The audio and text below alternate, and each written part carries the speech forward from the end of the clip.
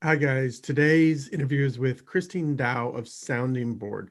Christine raised capital as a solo female, non-technical founder, and we talk about what she did to raise a super fast, oversubscribed round in under 6 weeks. So if you like this type of content, hit that subscribe button, leave us a nice comment, tell us what you like, what you want to see more of. If you do that, email us at info@foundersuite.com and I will send you a list of 150 VCs who invest in underrepresented and non-traditional founders. So hit the subscribe button, leave us a nice comment, email us info@foundersuite.com, and I will send you that list of 150 VCs who invest in non-traditional founders. Enjoy the show. Welcome to How I Raised It, the podcast that goes behind the scenes with entrepreneurs who've raised capital. We uncover the tips, tricks, and techniques they use to get investors to write a check. Strap in and turn it up. Hi, welcome to another episode of How I Raised It, produced by foundersuite.com. Today I have Christine Dow of Sounding Board coming to us from a sunny Los Altos. How's it going? It's good. It's good. It's a Friday too. Happy Friday. Happy Friday, sunny weekend, heading into Super Bowl weekend. Do you have Super Bowl plans at all? Well, definitely excited to watch it. I just posted on this, you've got like an incredible matchup with, Mahomes and then with Brady. So I think the good news is for all of us, no matter who wins, it's a win-win for all of us. It should be a great game. That's right. A great game is a win. I like that. That's a good approach. Yeah, it's a fun matchup of those two, right? The oldest quarterback and then a pretty young up and comer. And then what's the other stat? That both of them have won the last two Super Bowls. So you're getting the face-off between the winners of the last two Super Bowls facing off against each other. My wife's from Tampa Bay, so Oh boy. I had to go Bucks, even though I'm a Broncos fan. Cool. Very good. Well, what is Sounding Board? Tell us what you do. Yeah, so I'm the CEO and co-founder at Sounding Board. We are a venture-backed startup, female-founded, really innovating in the leadership development space. So our mission and our vision is to create the world's most impactful leaders. What that means is we have a solution that combines technology and a digital platform along with a managed network of incredible best-in-class executive and leadership coaches that we sell as a solution into large companies, Kraft Heinz, Intel, and they think of it as a way to be able to develop their leaders at scale. So talk us through. So I'm a mid-level manager at Kraft Mayo division, and I want to level up my team. How does it work? Yeah, and part of that is related, I think, to our founding story. So if you know or have been exposed to executive coaching, it's been a model that's been used really successfully in the past. When it started, it was something really that was mostly in the fortunes. And the way that coaching has evolved is it used to be something that you used only for your top execs. It was very expensive. It was services driven. And usually it was to correct bad behavior, if we're honest. I think the industry's come a really long way. Today, coaching is really seen as the most powerful and impactful model for accelerating development of your leaders. And what technology has allowed us to do is enable that for a much greater population. So our model effectively takes this really high touch, high impact model, but because we deliver it virtually, because we really empower it with technology, we can bring the price point down to a place where Kraft can deploy it to their mid-level managers, even to new managers, and it'll have way more impact than just sitting them in front of a training or, lean back content experience. Got it. And coaching is such a broad term. So maybe in that scenario, in this hypothetical scenario, what would I be doing? What would my coach be doing for me? Give me some. Yeah. And I think Sounding Board's distinct here, and you're right. I think coaching today, especially given what, the sort of raise in awareness around mental health and things like that last year because of COVID, is kind of become sort of this hot thing, but there is a huge spectrum. So there might be coaching for your own individual health and wellness. How do I be less stressed, not as anxious, develop some resilience. Sounding boards on the other end. So we really focus on coaching leadership skills for business impact. So we typically get deployed for companies that are looking for ways to accelerate new leaders that are expanding the scope of their role, high potentials, maybe all of their managers that they just promoted. So it's really actually about making sure those leaders are equipped with the right leadership skills to be able to do their jobs more effectively. Okay. So what are things, leadership also is fairly broad. Like what are some typical kind of categories and then I also want to get into, maybe this is a two-part question. Who are the coaches and what are their, qualifications like? Yeah. So we actually have a capabilities model that underpins our platform and our technology. So we actually think of it as, first you start with the goal. What are you trying to accomplish with your coach? If you accomplish that goal, what skill sets are you going to develop? And those might look like strategic thinking, it might be communication, maybe it's about influencing up and across, prioritization. So I'd say it centers more around what people might call leadership skills or soft skills. And then from there, what's the impact of that, right? What business outcomes does that impact? What personal impact will that have? And so for us, it's a capabilities driven model, and we actually can measure it. So we can show at the end of a coaching engagement what percentage increase somebody developed in terms of their skill. Did they achieve that goal? And then what outcome and impact did that have? Okay. And this is only for enterprise, or is this something that small businesses, solopreneurs, startups could use? Yeah, certainly our focus, and because we have a really robust platform that also encompasses reporting back into the organization around ROI. If you want all the bells and whistles, we're a really good fit for enterprise and sort of later stage mid-market companies. But we have worked with startups in the past. We have a sort of part of the business that is serving what we call SMB, but primarily focus on enterprise companies. Do you have your own coach through the platform?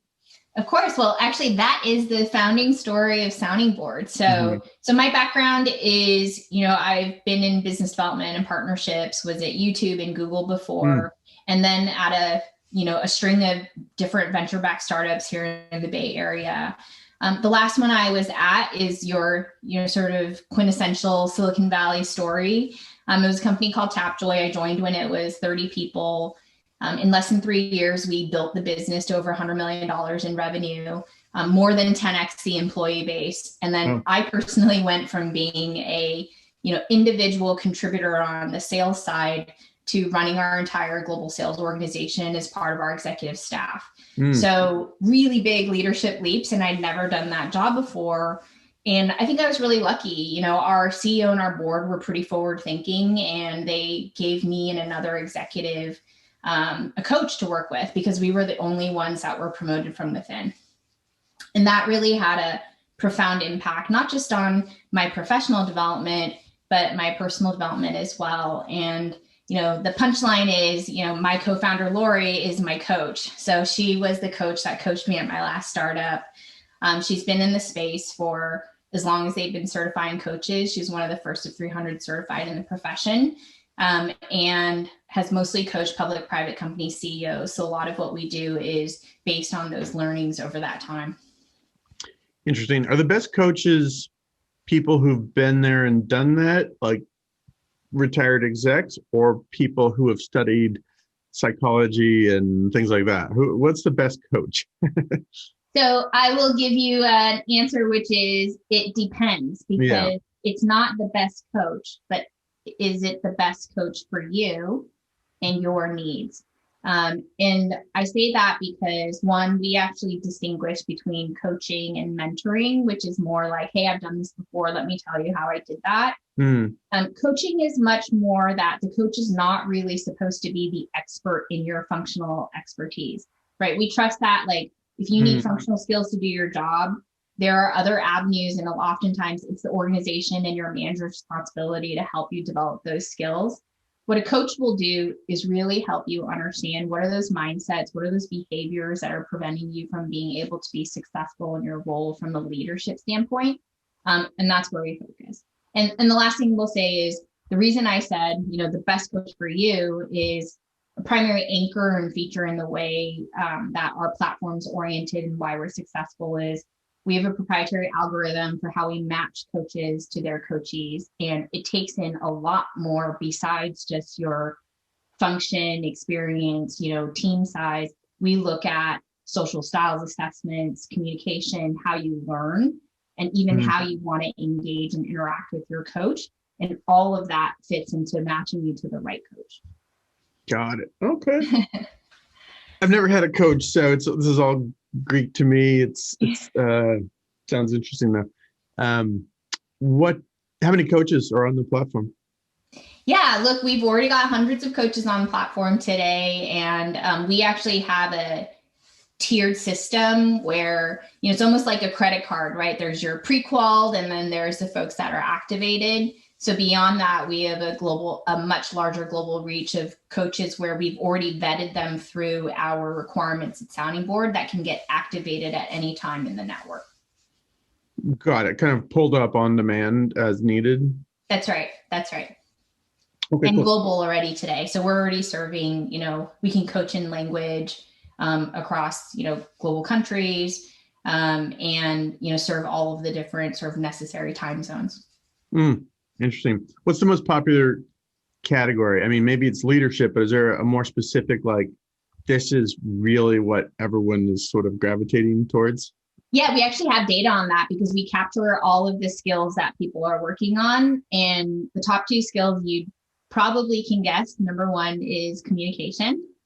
And second actually is usually strategic thinking. And we see that a lot because as you move up in your own growth as a leader, it's a less of a focus on doing and more of a focus on sometimes these sort of intangible, longer term planning, vision, strategic thinking. And that's actually a really hard shift that leaders have to make, but certainly something that can be developed and learned. So interesting. Cool.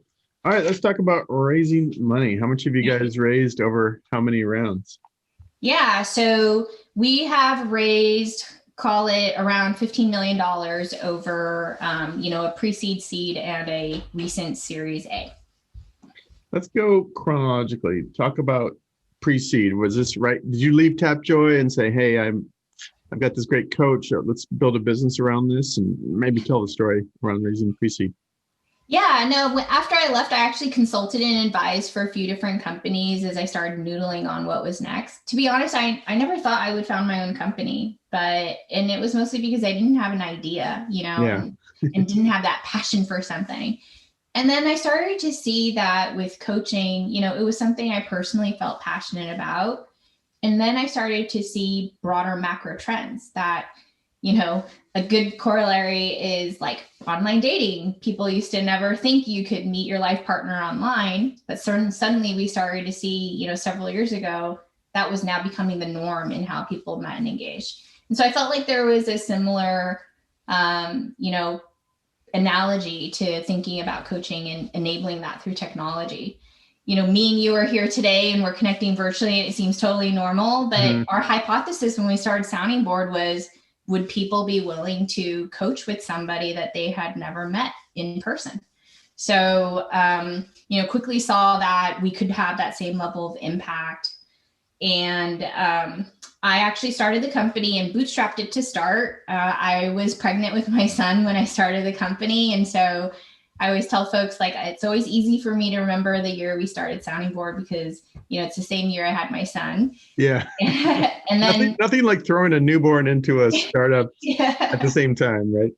Yeah. And then we raised our first round from Bloomberg Beta and Precursor Ventures at the end of 2017. Okay. So from there, continued to build and grow, and then just closed our Series A, which was led by Maha Ibrahim at Canaan.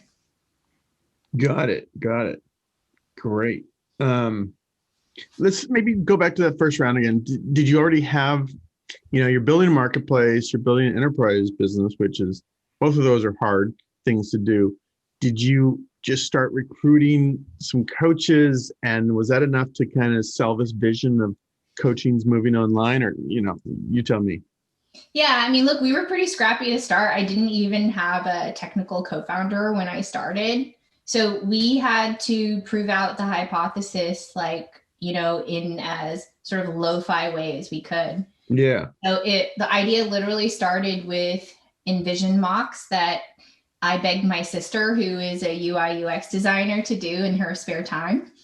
And from there, showed it as an app to all of the people I could tap in my network to get their feedback around it, and started to see some signal that there was interest there. And after that, I think, on the demand side, LinkedIn's an incredible tool. I didn't work in HR tech before, but found it, not easy, but found that you could engage with folks that, we thought could be our target buyers, just to get feedback around it as a founder. Mm-hmm. On the supply side, Lori has literally been in this industry for ages. She started out in training and then moved to coaching. And so we were able to tap her network pretty early on to help us build our initial set of coaches. So when you went into Charles at Precursor, or was it Roy at Bloomberg? Yeah, that's right. I've met both those guys. I know Charles probably remembers me. I don't know if Roy would. I pitched him when I was raising money a long time ago. What did you have? Did you have actual people coaching and transacting, or was it more mock-ups and a few proof points? Yeah. Look, I think I'll share something which I think is not always shared, which is actually almost all of the investors that we brought on at Sounding Board actually said no the first time I pitched them. So Bloomberg, I told you we raised our capital at the end of 2017. I pitched them in 2016, and it was too early. We had, like you said, it was idea, but we had done some sort of piloting, still needed to build out the tech. I was still looking for a technical co-founder. And, for him, it was too early. When we went back the next year, he led our round, and I asked him, I said, what made you decide to, pull the trigger this time? I'm pitching you the same idea. And of course we had more traction by then, but, he said, well, you basically accomplished everything you told me you were going to do and more. And so it is this idea of sort of connecting the dots and lines over time. And, we've seen that, pop up as a theme for us as a company. I love that. Let's drill into that a little. You pitch Roy at Bloomberg. He says no, too early. You come back a year later. Had you been like updating him that whole time, or did you just come back a year later saying, Roy, I'd love to re-engage with you? It's hard to re-engage with people who say no. So maybe talk about that.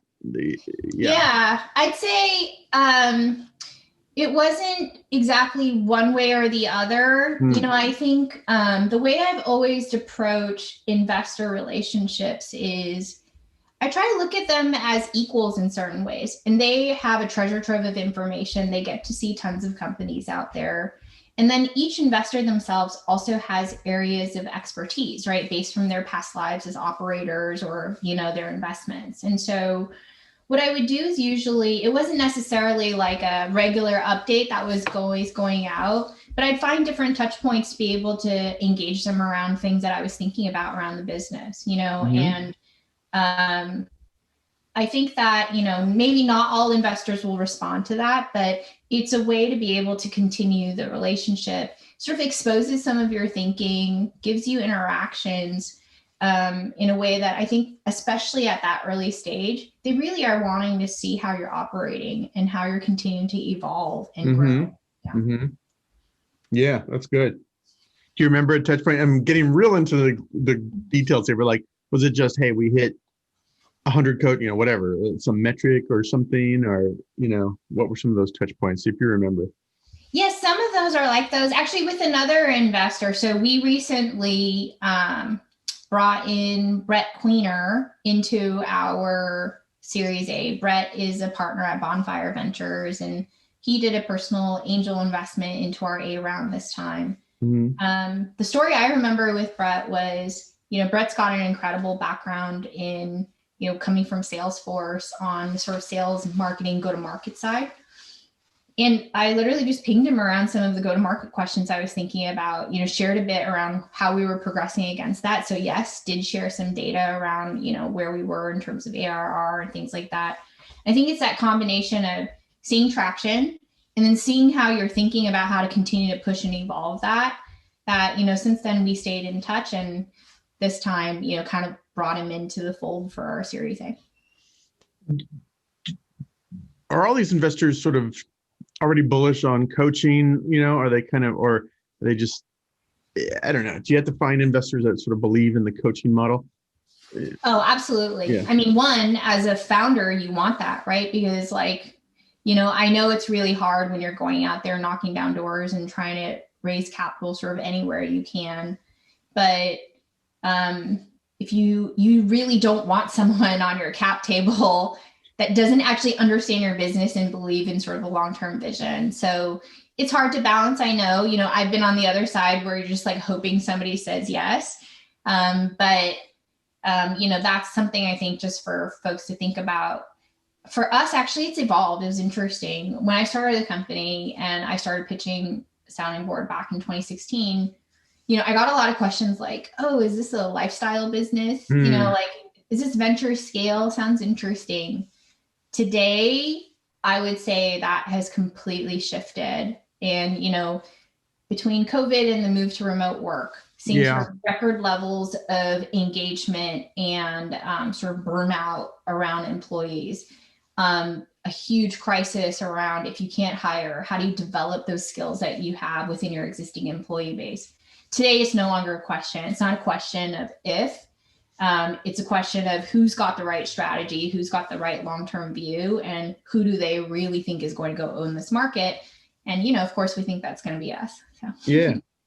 Was COVID a pretty good boon for you guys, both in terms of growth and also raising money? Was there a COVID strategy there? It seems like it could be. Yeah, look, the COVID strategy when COVID hit was probably like, oh boy, let's not go out of business, right? I think everyone was worried and needed to sort of, just take stock and think about, what your strategy was.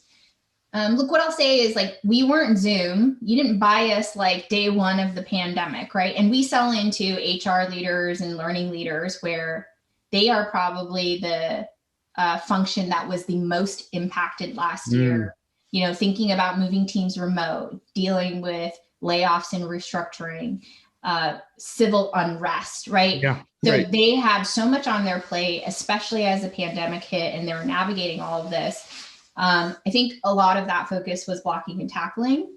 What we started to see actually very quickly was how quickly it rebounded, because as the fog has cleared, HR and executives are seeing that, you have to have a longer term strategy as your workforces are remote and virtual around how are you going to engage them? How will you develop them? And how do you ensure that those things will actually drive the business forward? Because look, the company still needs to grow, right? So you need to be able to balance these needs of the organization as well as the leaders themselves. Yeah, for sure. How did you connect with Canaan? Did you kind of run a process and that was the ultimate winner? Or did you have this relationship with them already? Yeah, maybe talk about raising the most recent round.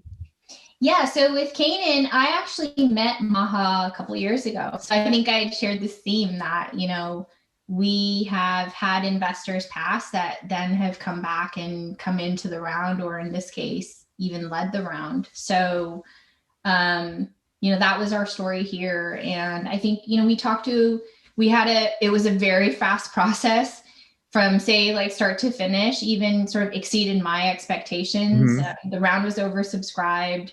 We probably start to end finished in less than 2 months. Okay. So 6 weeks was from first pitch to close. And, I'd say competitive. And I think the a lot of that was, yes, we ran a process. I have a Airtable list and, DocSend and all of my tools I use to run a process. I have a sales background, so that's how I operate anyways. Mm-hmm. But I think also it's not just the process. Like I said, we had some of these relationships before, and also had folks sitting around the table that had relationships into Canaan. I think helped them build trust around myself and Lori as founders, especially given the whole thing was done virtually. Mama and I still haven't met in person. So. Oh yeah, right. By the way, you're supposed to say I used Founder Suite instead of Airtable and DocSend, but that's okay. I didn't prompt you on that. So That's right. Well, I just learned about Founder Suite because of this, so now I'll have to look into it. Look, we were at a seed stage, so we're running cheap and free, right? Yeah. Got it. Yeah. Next round. So you ran a process, but what else made it fast and oversubscribed? Like what, pick apart that if you can. Other attributes that sort of contributed to that, because that's what everyone wants, right? That's the dream. That's why people listen to this show. How do I achieve that also? So what caused that? Yeah. Look, I think there's a lot of advice out there around like a process, right? And how you need to stage meetings and things like that. So I won't repeat that. I think the biggest change and the way I approached it was really, it's a little softer than that, which is you have to run your process with confidence.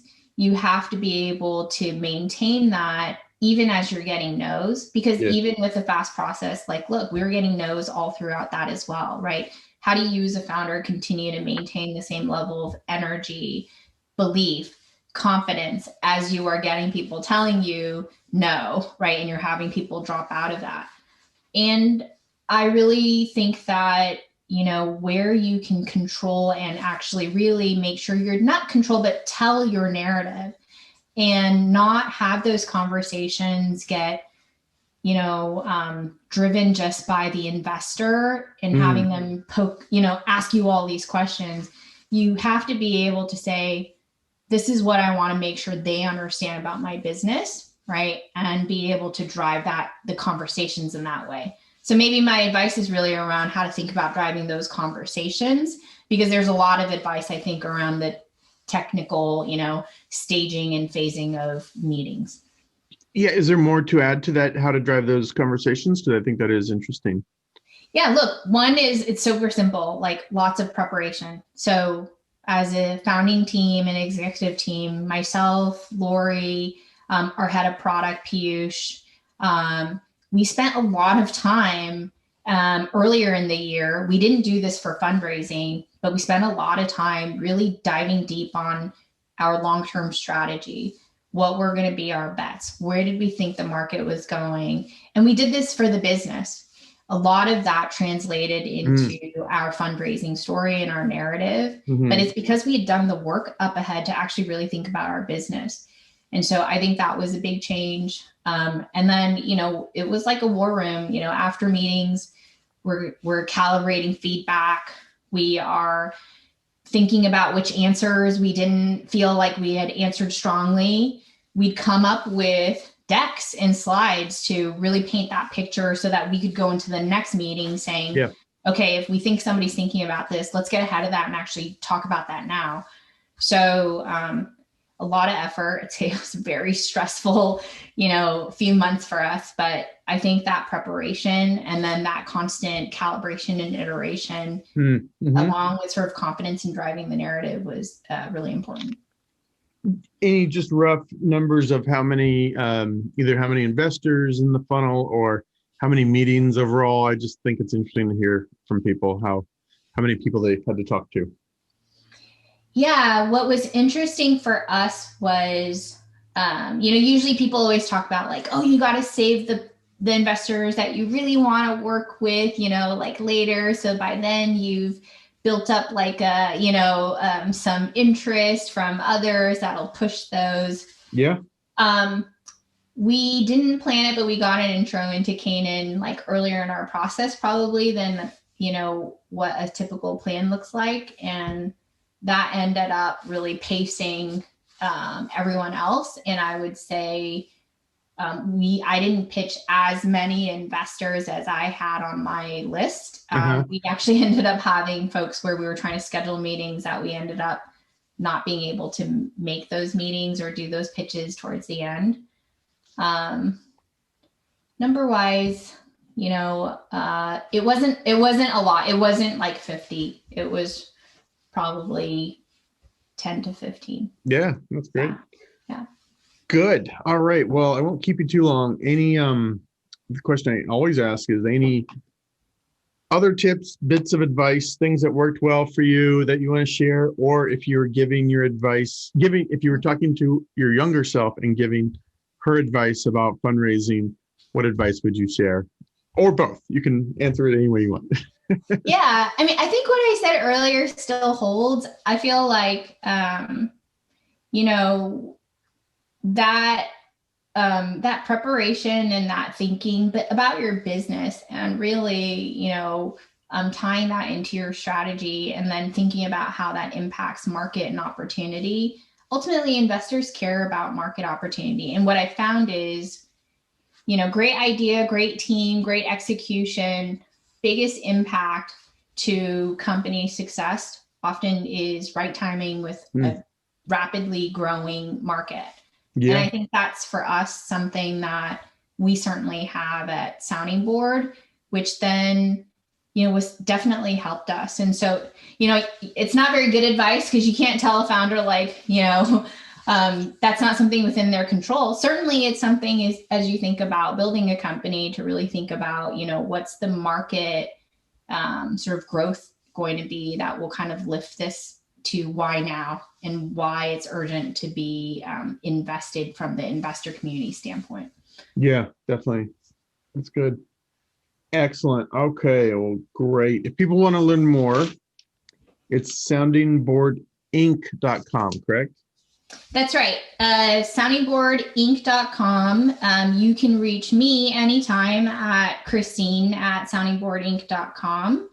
And I think the last thing I will say, Nathan, is, we're a sole female founded company. And I know, especially for female founders out there, a lot of the experiences they have might not mirror what you see written on TechCrunch or other places. And, certainly we've had, I'd say, it's not a straightforward journey either at Sounding Board. And, hopefully if I share a bit and have people reach out if they want to learn more, we're really passionate about helping other founders and especially for me, other female founders.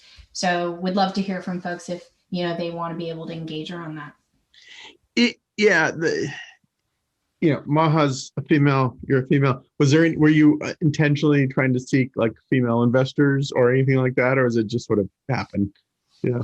Look, and I think that's why this conversation happens, and, organizations like All Raise talk about how important it is to have female partners on the other side writing checks, because we didn't seek out a female partner, but what's the common thread across all of the investors that we've brought into the company is that Bloomberg Beta and Roy, Charles Hudson at Precursor, Maha at Canaan, all of these are folks that have a track record of investing in and putting dollars behind, like, quote unquote, non-traditional founders. And they actively look for that diversity in their portfolio. And if you look at Maha's, investments, she certainly backed a really wide range of industries, founders, backgrounds. And so, I think that's why there is this conversation around there, how important it is to have representation on the other side, because there are these biases that exist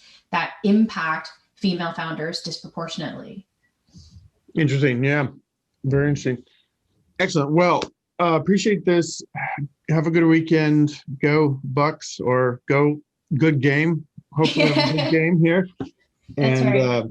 Great. Thank you so much. And we'll catch you after your Series B round. See what's going on then. Great. It was a pleasure, Nathan. Thanks for the time. Okay. Bye. Bye.